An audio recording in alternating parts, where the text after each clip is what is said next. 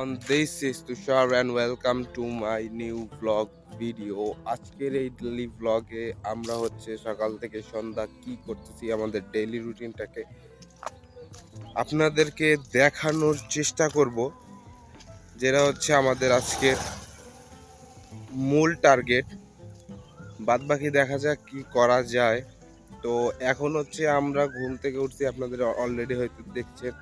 তো ঘুম থেকে ওঠার পরে আমরা একটা টাস্ক করছি, সেটা হইতেছে যে আমরা যেখানে বসে প্রতিদিন গেম খেলি, তো আমাদের গেমের টাইমটা ওইখানে অলরেডি চলে গেছে। তো ওইটা ভিডিও করতে পারি নাই, যেহেতু আমাদের কাছে এক্সট্রা কোনো ক্যামেরা নাই, গ্যাজেট নাই, যার কারণে আমরা ওইটা হচ্ছে ভিডিও করতে পারি নাই।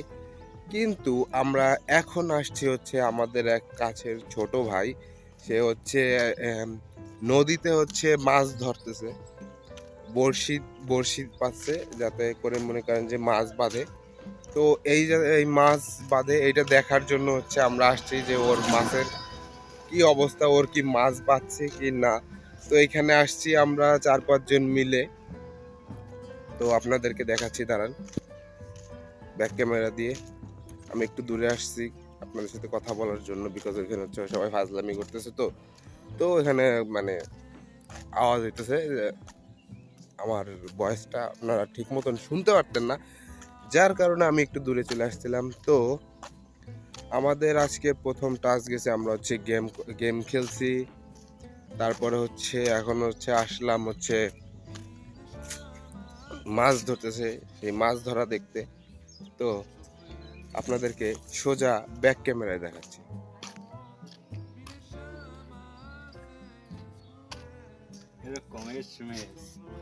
হ্যালো দাও, হাই দাও, আলামিন। আমরা সবাই রোজা রেখেছি।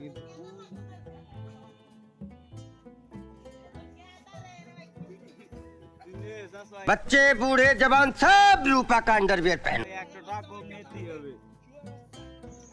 মাছ যদিও পাওয়া হয়নি, তবে মজা কিন্তু একদমই কম হয়নি। বাচ্চাদের সাথে ঘোরাঘুরি করতে করতে এবং বিভিন্ন ধরনের ফাজলামো কথার সাথে দিনটা ওখানে অনেকটাই শেষ হয়ে গিয়েছিল।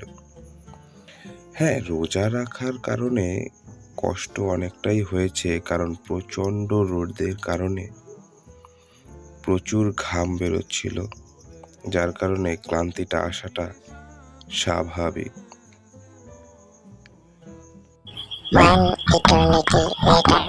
এভরিওয়ান, তো হচ্ছে এরপরে আর ভিডিওটা কন্টিনিউ করতে পারি নাই, বাট আমি একটা কথা বলবো যে একটা জিনিস নিয়ে কথা বলতে চাইতেছিলাম, কিন্তু রমজান মাস তো আজকে হচ্ছে আমাদের এলাকায় হচ্ছে প্রচুর পরিমাণে গরম পড়ছিল, যার কারণে হইতেছে যে একটু কষ্ট হয়ে গেছে, তাই আমি ভিডিওটা ওইরকম ভাবে কন্টিনিউ করতে পারি নাই। ওইখান থেকে আমরা যেখানে ছিলাম ওইখান থেকে হচ্ছে চলে আসার পরে হচ্ছে যে আমি হচ্ছে আমার কিছু পার্সোনাল কাজ ছিল, সেগুলো কমপ্লিট করার পরে এখন হচ্ছে প্রায় এশারের পরে আমি হচ্ছে ভিডিওটা কন্টিনিউ করতেছি।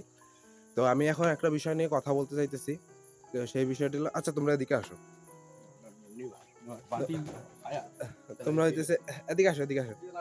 তো সবার না এদিকে ফাইজলামিন, এদিকে আসো, আলামিন এদিকে আয়, সাব্বির এদিকে আয়।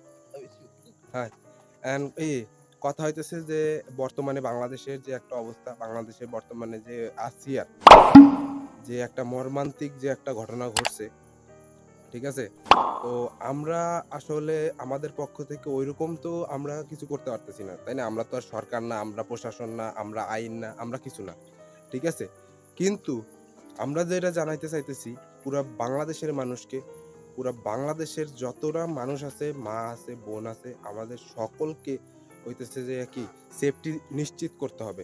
সে হইতেছে একজন আমার এলাকার মেয়ে হোক বা বাংলাদেশের যে কোনো স্থানের মেয়ে হোক, ঠিক আছে, সবাই আমার বোন, সবাই আমার মা, ঠিক আছে। সেই হিসাব করে হইতেছে যে আমাদেরকে চলাচল করতে হবে। আর এরকম রাক্ষস যারা আছে তাদের বিরুদ্ধে হইতেছে যে কঠিন থেকে কঠিন শাস্তির ব্যবস্থা করতে হবে। এই কামনা আমি আমাদের বর্তমান অন্তর্বর্তীকালীন সরকারের কাছে করতেছি।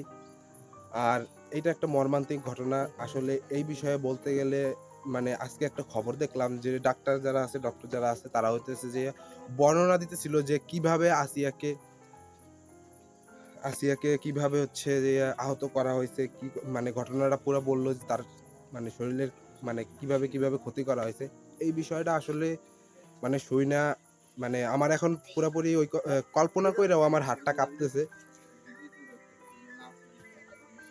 যে মানুষ কিভাবে এত পাষাণ হইতে পারে। মানে এরা আসলে মানুষ না, এরা আসলে মানুষ নামের পশু, এরা হায়না। আমি এদেরকে ধিক্কার জানাই। এদেরকে এই সমাজে রাখার কোনোই দরকার নাই এরকম মানুষের ভাই। বাংলাদেশে এরকম মানুষ রাইখা বাংলাদেশ উন্নত করার কোনো দরকার নাই। বাংলাদেশে যদি আমরা আমাদের মা বোনদের সেফটি না দিতে পারি তাহলে আসলে দরকার নাই এরকম কারণ। আর অন্তর্বর্তীকালীন সরকারের কাছে আবারও একটাই আবেদন, এর কঠিন থেকে কঠিন শাস্তি আমরা কামনা করতেছি এবং সবাইকে এর বিরুদ্ধে মানে ওই যে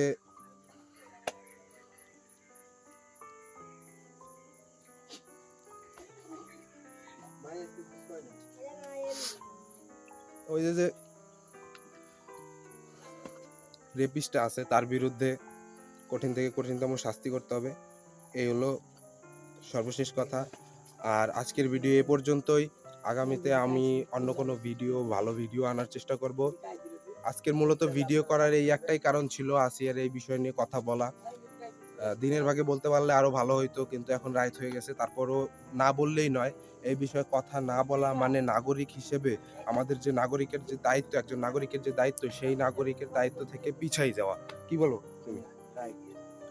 তো আশা করি আপনারা সবাই ভিডিওটাকে পছন্দ করবেন আর সবাই বেশি বেশি শেয়ার করবেন। আর এই যে নিউজটা, এই নিউজটা সবার কাছে পৌঁছে দেবেন যাতে সে যে ভিডিওটা দেখতেছে সে তার জায়গা থেকে দাঁড়াইতে পারে আসিয়ার পাশে আর ওই রেপিস্টের বিরুদ্ধে। ধন্যবাদ সবাইকে।